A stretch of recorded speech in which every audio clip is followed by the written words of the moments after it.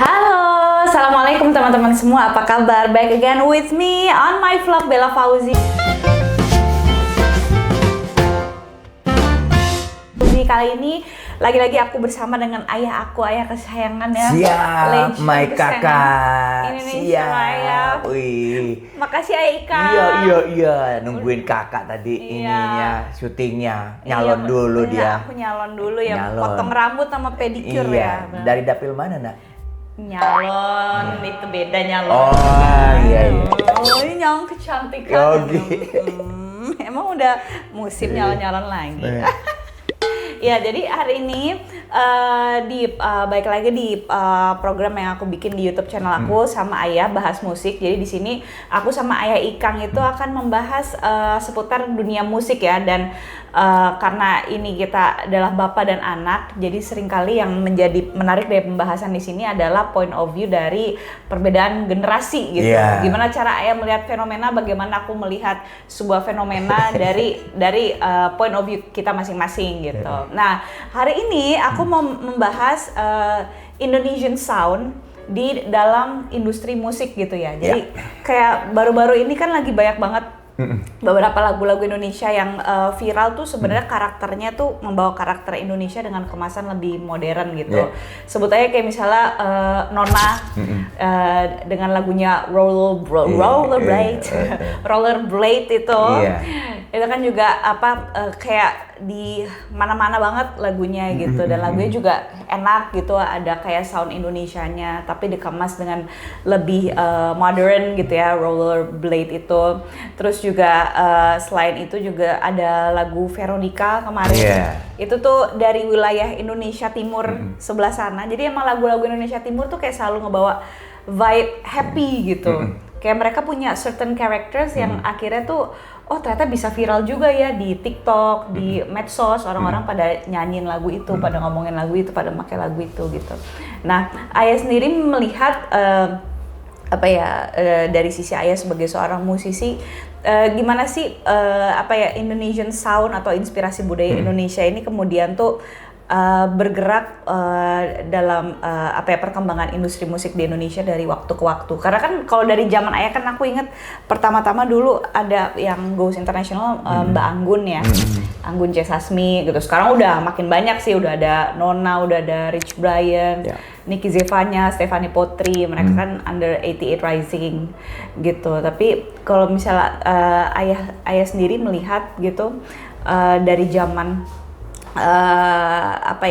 generasi Ayah dulu ngeliat perkembangan musik sekarang tuh kayak gimana sih Ayah ngeliat warna musik Indonesia nih bisa menjadi kekuatan atau keunikan gitu.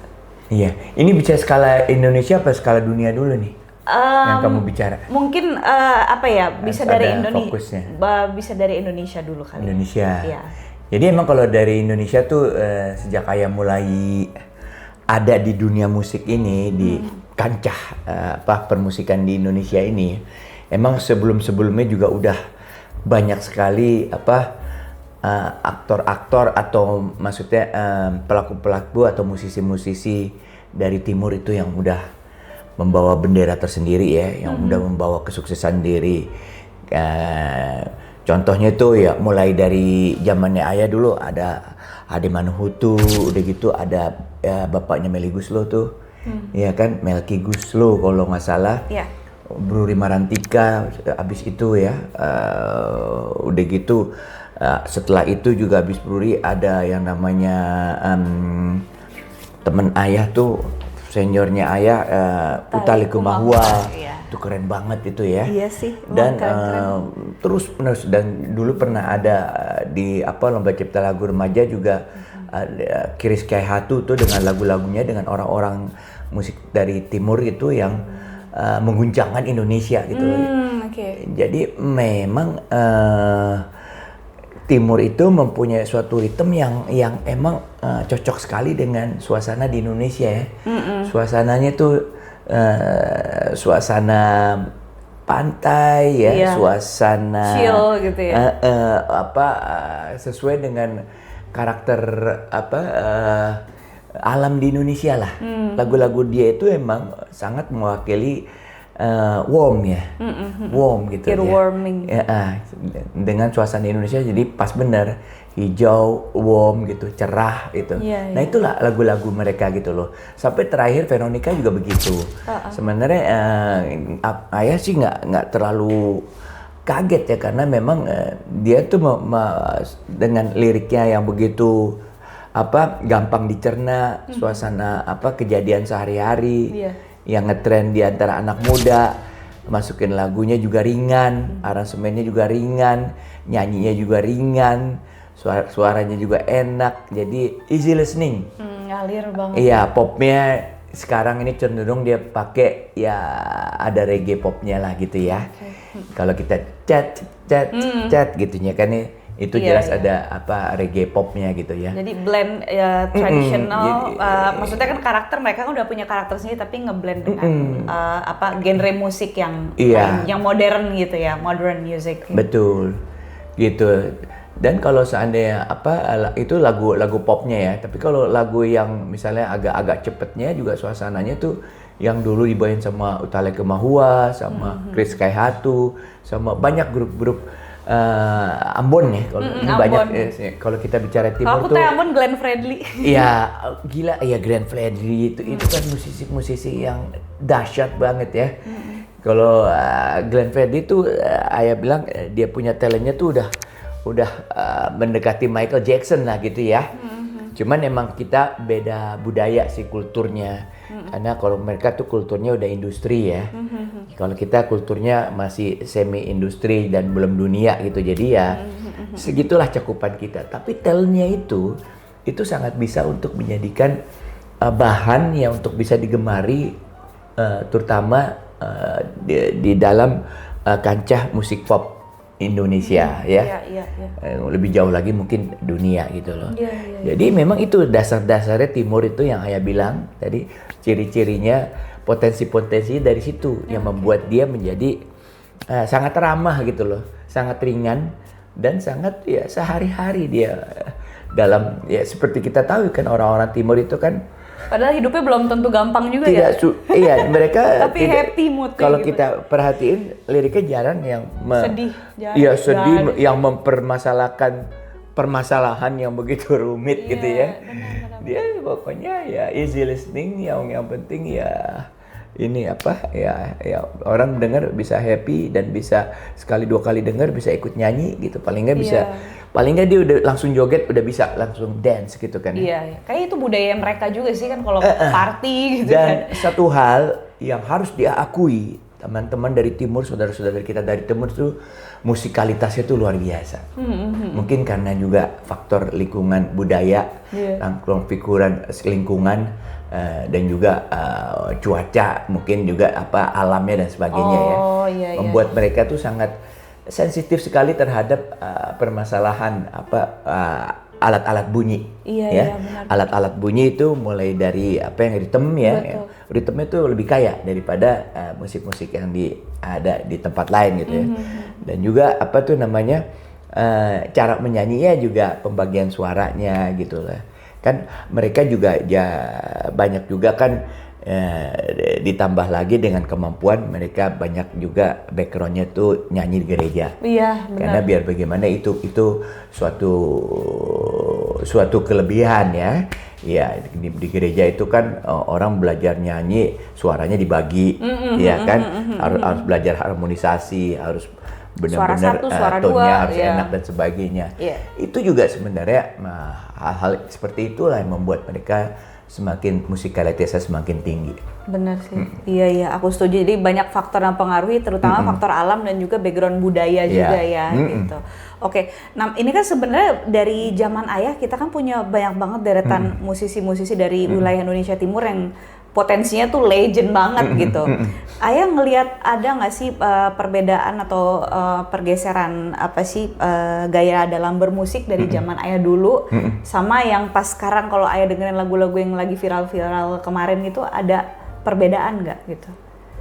Iya, perbedaannya sesuai dengan perkembangan musik sekarang ya. Kalau yang sekarang ini kan kalau kita lihat Nona itu kan udah lebih musiknya juga musik-musik sekarang lah. Iya, ya kan? Iya. Tapi bagusnya Nona itu ada lagu yang pakai. Dia pakai kalau ceng-ceng nggak salah, Bali. judulnya gamelan.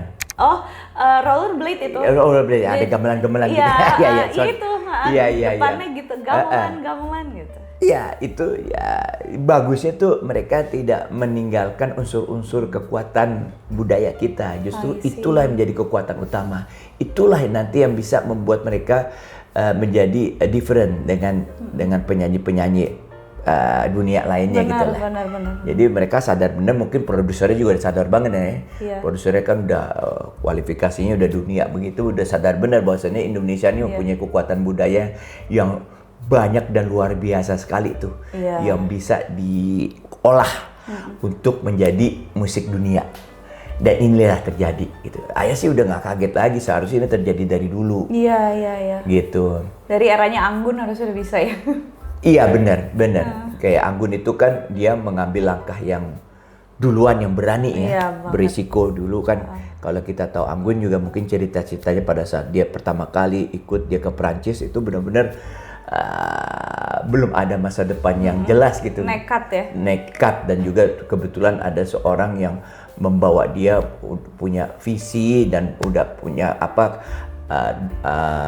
channel lah terhadap profesional musik di sana.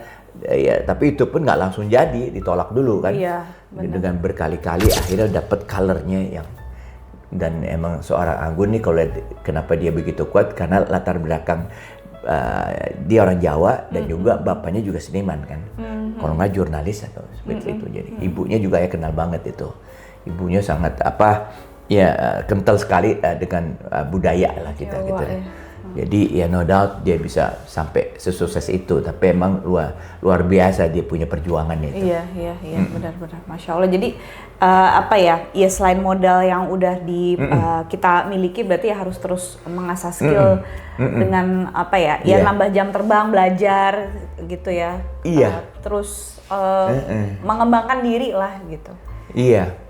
Karena kan sebenarnya kalau kita tidak mengembangkan diri, tidak memakai unsur-unsur kekayaan alam, budaya atau musik atau bunyi karakter yang ada di Indonesia ini, semua unsur bunyi itu udah masuk ke dalam mereka punya rekaman gitu. Jadi bunyi apa sih yang nggak bisa ditiru sekarang? Iya, apalagi sekarang ada orang bisa niru, betul. Iya, ada ini nih. Dengan modal keyboard aja bisa bikin suara gong dari alat tabu sampai alat bunyi yang punya notasi, sampai yang punya timbre, sampai suara musik rock aja, ya kan? Tapi itu benar suara sih. Bender bisa gitu ya. Teknologi memudahkan semuanya. Itu jadi itu udah direkam semua suara-suara kita, suara-suara traditional sound gitu kita tuh udah ada gitu. Lagi ya. Jadi kalau kita nggak rebut, kita nggak pakai, kita nggak gitu, memanfaatkan ada gitu sekaligus diperkaya lagi dengan yang nyanyi, dengan gaya dan style dan sebagainya, sayang sekali akan diambil sama orang lain nanti. Jadi ini belum terlambat. Makanya Nona ini saya pikir cerdas banget kalau dia mau. Kalau dia terlambat lagi nanti ada orang yang melakukan itu nanti. Ya udah pernah kan dilakukan itu oleh negara tetangga kan ya.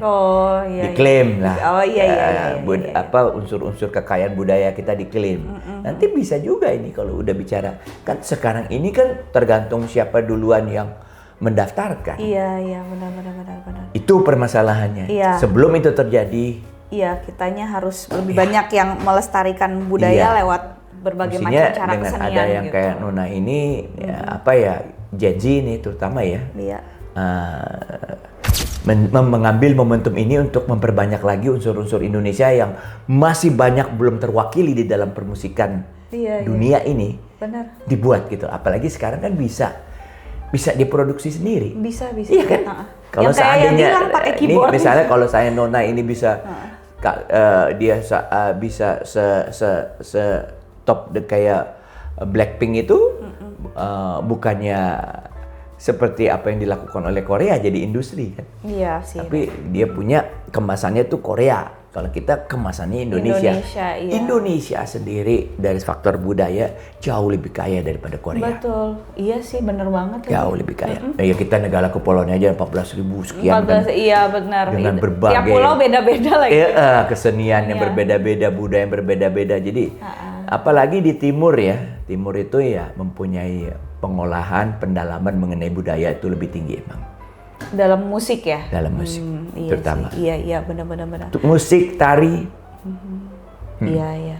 Sebenarnya seluruh Indonesia sih, even Sumatera sendiri kalau misalnya kita kulik tuh juga mereka sukunya macam-macam kan, nggak cuma Batak doang, ada ya Padang sendiri kan kebagi-bagi gitu kan. Terus ngomongin Medan sendiri aja deh itu ada Melayu, ada Batak, ada Cina, mungkin ada India di situ gitu. Itu baru ngomongin satu area aja di Sumatera Utara gitu. Gimana ngomongin dari Sabang sampai Merauke gitu. Dan aku ngelihat kayak misalnya tren-tren sekarang tuh kayak misalnya pop Jawa gitu kan, Denny Caknan gitu dan teman-temannya itu tuh mereka ada segmennya sebenarnya. Kalau manggung tuh rame gitu. Oh, jelas. Kayak dangdut, kayak dangdut juga ada segmennya.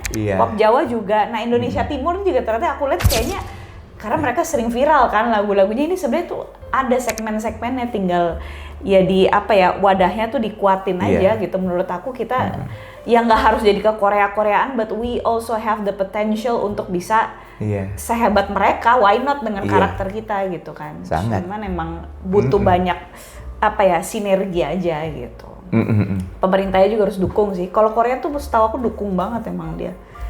Manifesting gitu. Dan sekarang pasarnya tuh udah lebih maju, terbuka, udah lebih fleksibel, udah lebih banyak unsur perbedaan tuh dianggap ya sangat biasa gitu ya, dan menerima perbedaan itu dengan open arms, open terbuka, arms itu ya. Itu juga salah satunya yang membuat musik itu bisa berkembang dengan lebih luas lagi. Karena memang yang Ayah bilang bahwasannya memang Timur itu mempunyai banyak kelebihan itu sebenarnya. Kalau seandainya mereka ini dari musiknya yang ke timur-timuran, maksudnya ke Indonesia bagian timur bikin sendiri, mereka bikin kayak festival musik ya dari timur. Kan itu emang ada wacana kan ke situ. Kita akan kaget sendiri nanti potensi yang akan terjadi di sana itu luar biasa. Iya sih. Nanti kita bisa lihat setiap genre itu diolah dan diadaptasikan sesuai dengan adab ketimurannya itu seperti apa gitu loh. Iya sih. Kita akan kaget sendiri karena mereka emang punya kelebihan di situ kok. Benar. Yang dari waktu Ayah bilang kan kayak black music aja. Iya. Jadi emang itu suatu hal yang udah ada sejak lahir. Iya benar. Udah ada itu udah ada sejak gaya hidup dari dia Allah dari gitu dulu ya. Benar. Iya sih ya. Tapi berarti kalau misalnya yang Ayah lihat nih, sebenarnya kan kita potensinya dari setiap kepulauan tuh udah ada dan beda-beda gitu, begitu beragam dan kayaknya kita gitu. Tapi sebenarnya apa sih yang masih harus diperbaiki, terutama mungkin dari sistemnya gitu ya, supaya kita juga nggak kalah sama industri kreatif dari negara-negara lain gitu. Karena sebenarnya potensi kita tuh, ini ngomongin musik dulu ya, belum ngomongin ke yang lain gitu. Luar biasa dengan sound budaya kita yang begitu luas gitu. Kita sebenarnya juga bisa nggak kalah lah sama Korea atau mungkin kayak Japan gitu kan, yang udah kayak terkenal dengan musik J-Rocks-nya atau dengan manganya gitu. Korea dengan K-pop-nya, kita juga sebenarnya tuh bisa dengan karakter kita sendiri. Nah, itu apa sih yang masih harus kita benahi gitu untuk bisa lebih baik lagi gitu, supaya anak-anak mudanya juga potensinya tuh bisa terarahkan dengan lebih maksimal gitu. Kalau Ayah bilang ini sejauh mana Ayah melihat permasalahannya, ini soal ekosistem musik Indonesia. Ekosistem. Kita di situ masih lemah. Seandainya kalau ekosistem musik di Indonesia ini sudah industrialisasi, layaknya seperti di negara-negara lain, dan benar-benar didukung oleh pemerintah begitu luas gitu loh. Ini dijadikan suatu industri yang mempunyai potensi untuk menjadikan devisa negara yang cukup banyak potensinya ya. Iya. Dan itu disepakati dan itu direncanakan. dibikin programnya. Nggak kayak sekarang kan, mereka sendiri-sendiri. Ya. Bahkan ada banyak di antara mereka yang punya hits juga nggak bisa hidup layak. Iya benar. Iya kan? Harusnya bisa. Nah selama itu terjadi ya nggak bisa optimal lah. Itu yang makanya Ayah bilang ekosistem musik Indonesia itu harus benar-benar sekarang sih udah mulai diperhatikan, tapi masih sejauh mana diperhatikan dan dilakukan tahap awal. Tapi ini masih berproses. Banyak permasalahannya yang masih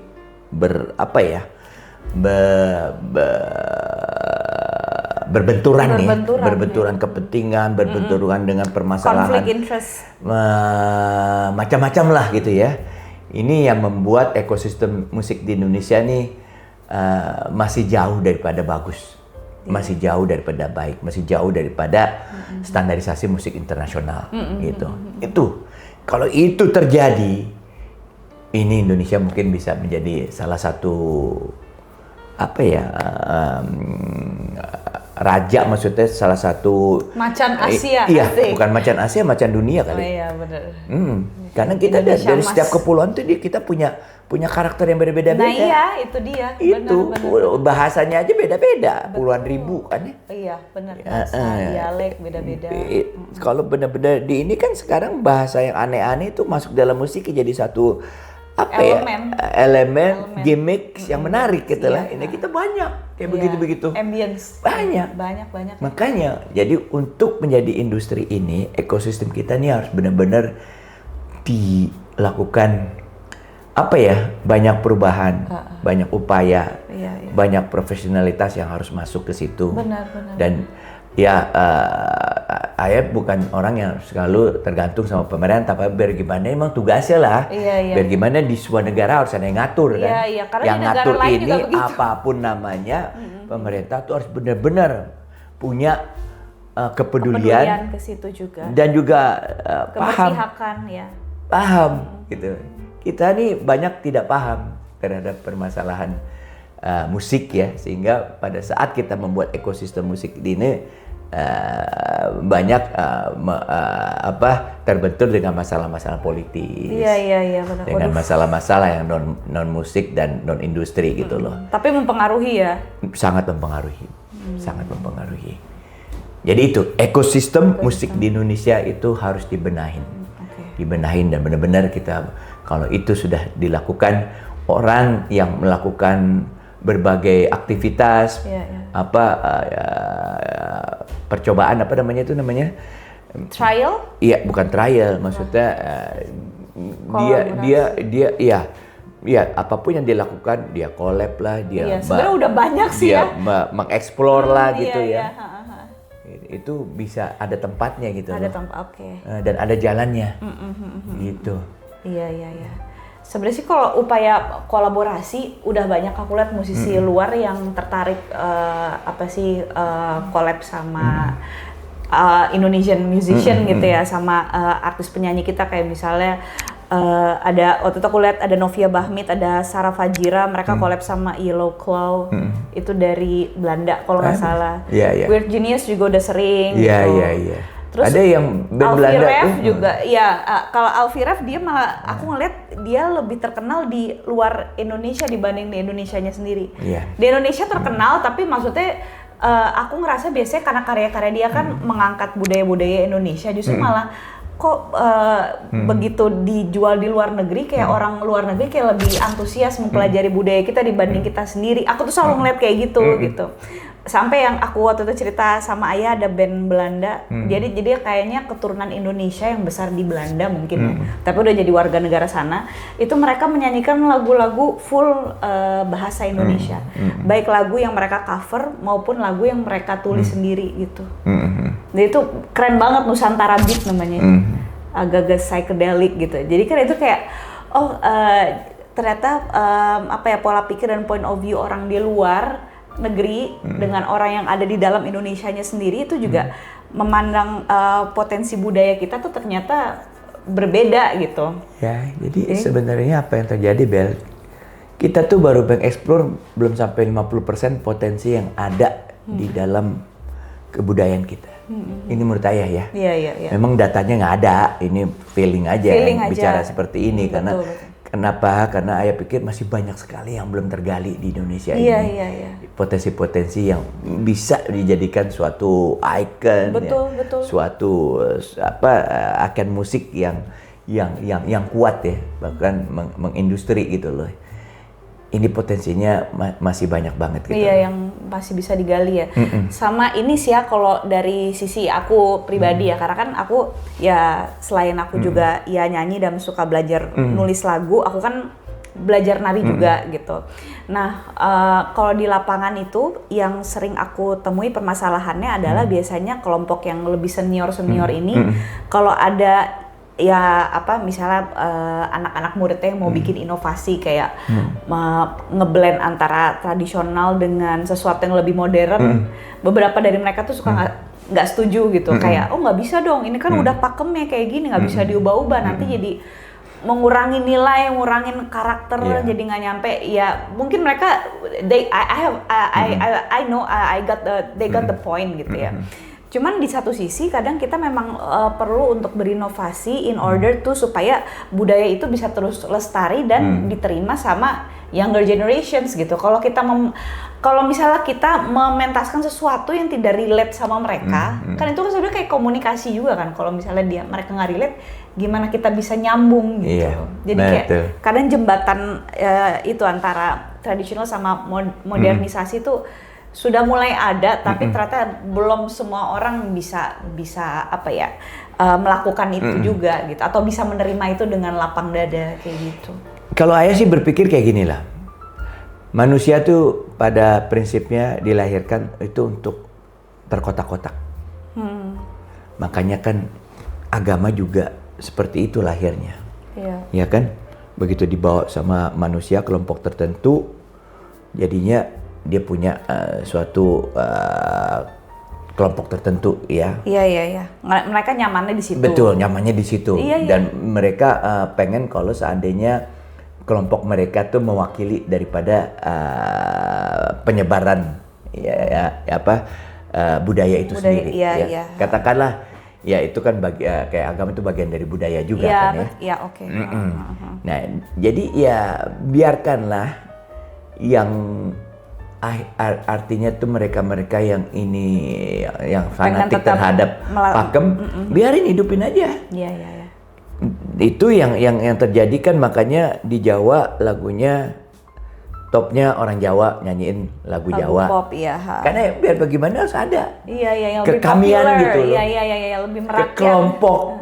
Iya, merayat, semuanya juga merayat. Iya. Tapi ini lebih ke arah kelompok. Oke. Gimana? Ini cuma tahu orang Jawa lah yang nyanyi begini gitu loh. Sampai seleng-selengnya Jawa, sampai apa yang terjadi yang biasa di antara orang-orang Jawa gitu ya, kayak pamer bojo apa gitu. Mungkin kalau di budaya lain itu nggak menjadikan suatu gimmicks. Iya kan? Bahasanya tapi beda. Di sana itu udah menjadi suatu kejadian sosial yang menarik ya. Iya. Jadi dia bisa maju dengan kelompok-kelompok tersendiri. Itu biar optimalkan yang kayak begitu, karena itu karakter juga ya. Penggemarnya, pendengarnya juga ada. Biar menjadi optimal aja, bagus. Biarkan. Ya. Tapi yang mau melakukan inovasi ini juga diberikan ruang. Sehingga itu bukan mungkin ya, kemungkinan besar itu akan menjadi suatu ini sendiri, warna lagi. Iya, genre sendiri gitu kan sendiri. Nanti kan. Bisa aja. Ya kayak hipdut kan. Iya. Gen Z kan sekarang. Iya, nanti begitu kita bawa ke dunia industri, dunia industri itu dia akan berkolaborasi dengan berbagai unsur-unsur budaya dan kesenian dari dunia lain. Benar, Dan ini akan menarik gitu. Iya. Akan menarik sekali. Gitu. Ya sebenarnya sih ya itu kemerdekaan dalam bermusik gitu. Iya. Jadi Ayah semua harus punya ruang. Nggak gitu mau bilang yang benar yang mana yang salah, nggak mana.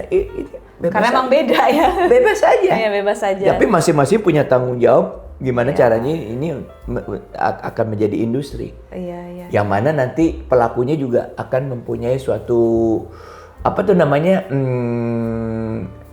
standarisasi dari kemampuan dan juga dari perolehan yang dia bisa dapat gitu ya. Iya. Artinya sampai lagi. seorang musisi itu benar-benar bisa hidup dari bermusik gitu. Iya, iya.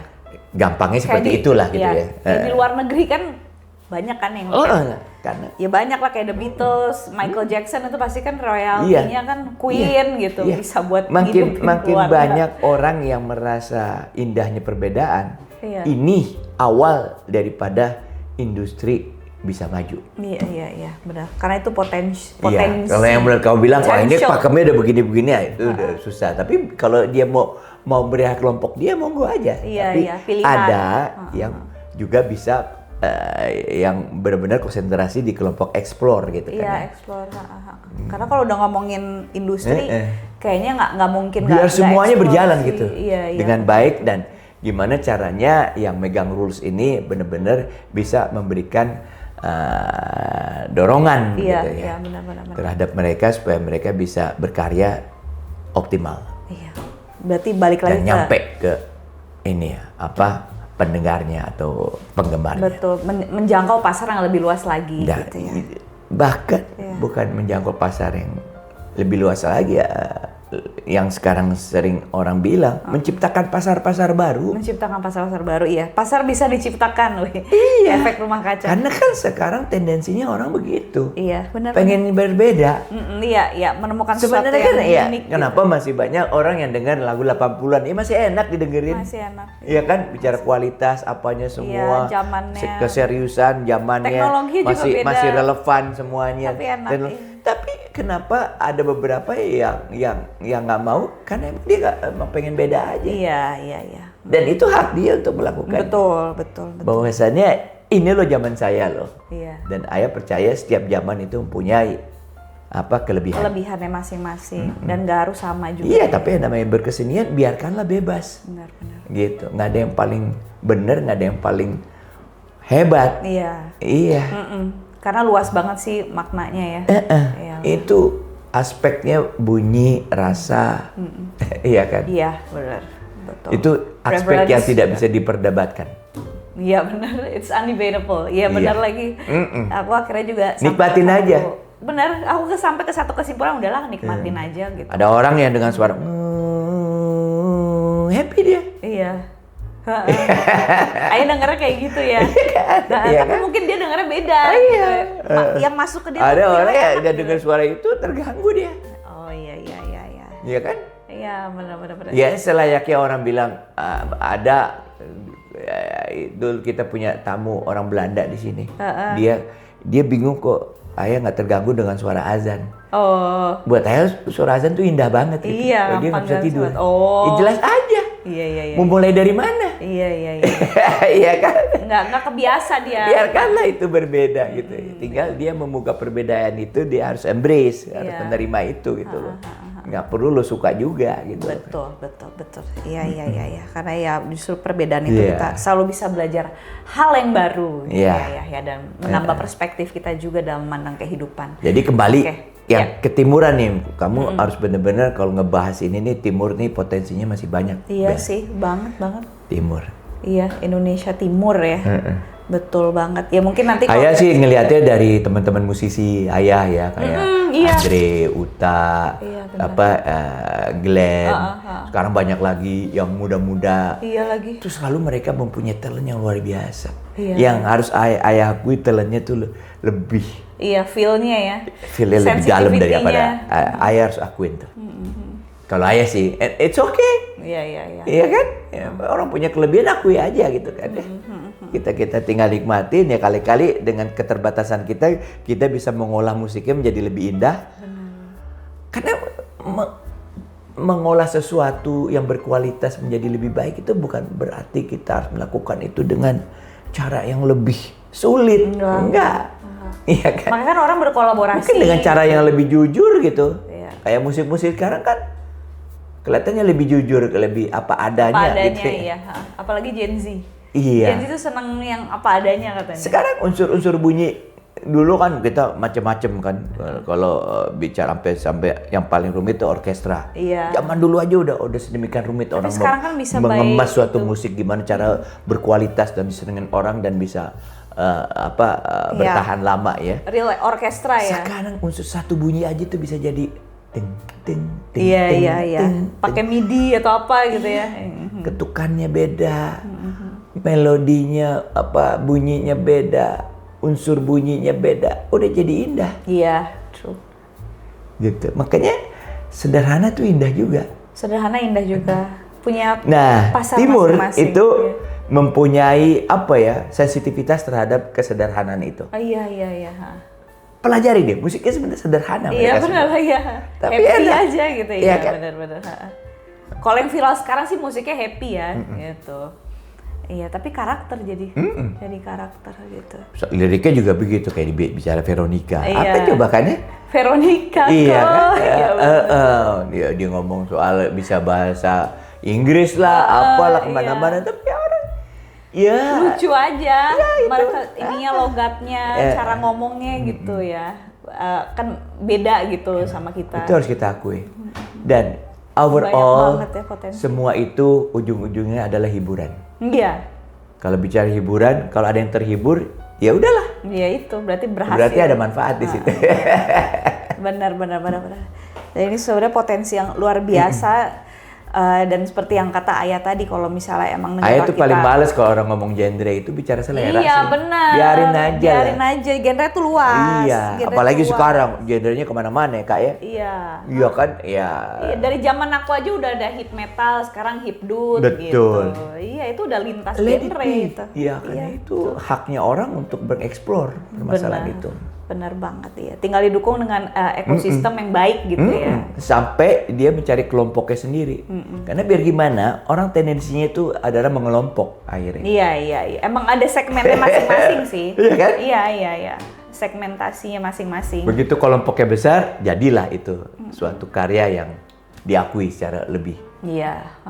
Ya, bigger market gitu ya. Mulai dari kelompok. Betul.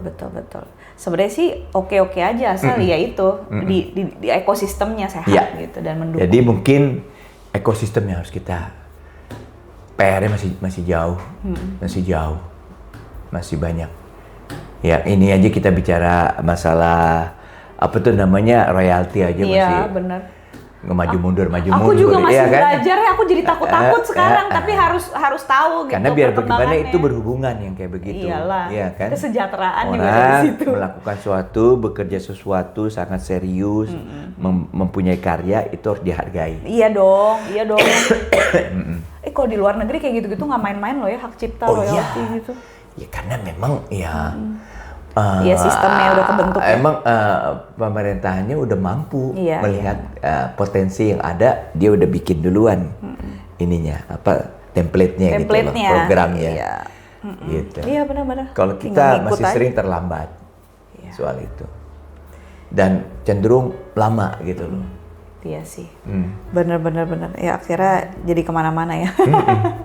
Iya deh. Hopefully tapi bisa segera diperbaiki. Tantangan buat Gen Z untuk bisa melakukan itu. Apalagi dengan adanya sekarang bantuan era informasi lebih AI mudah ya. diakses. Aku pikir ini 5 tahun ke depannya akan banyak sekali perubahan. Iya, benar.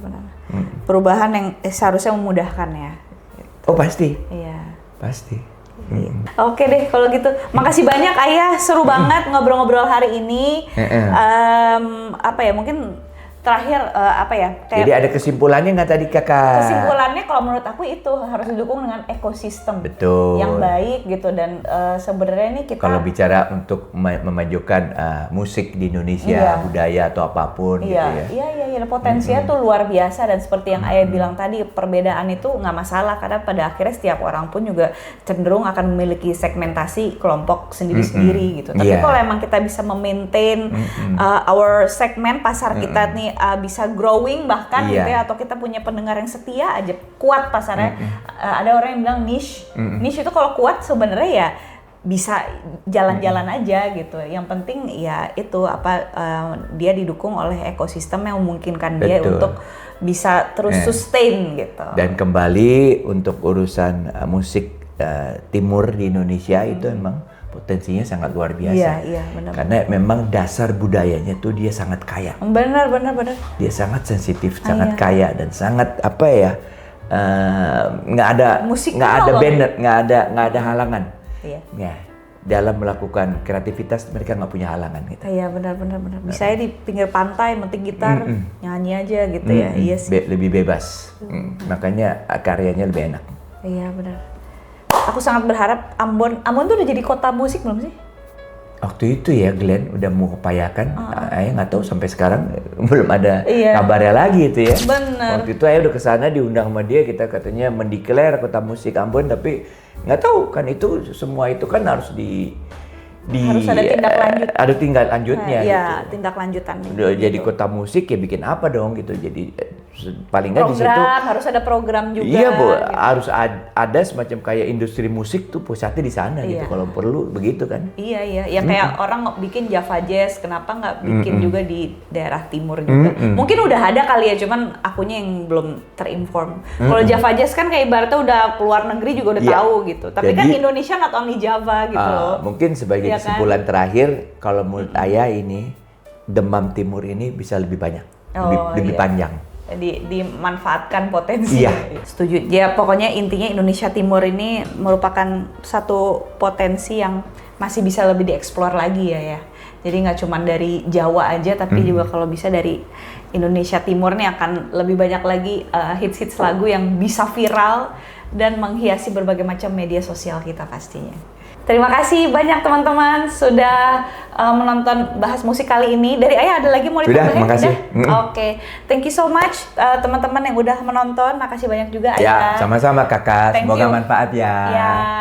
Terima kasih banyak. Kalau ada lebih dan kurang kami mohon maaf, dan semoga video kali ini bisa menambah referensi dan juga bisa menambah point of view yang baru bagi teman-teman semua. Jangan lupa like, subscribe dan komen video kita, dan kalau misalnya ada ide mau ngebahas apa lagi ya di Bahas Musik untuk video yang akan datang, silahkan tulis juga di komen and let us know kalian mau kita di next video ngebahas apa gitu ya. Oke, thank you so much teman-teman semua. Bella Fauzi pamit. Bye bye. Ayah Ikang juga pamit. Bye, thank you.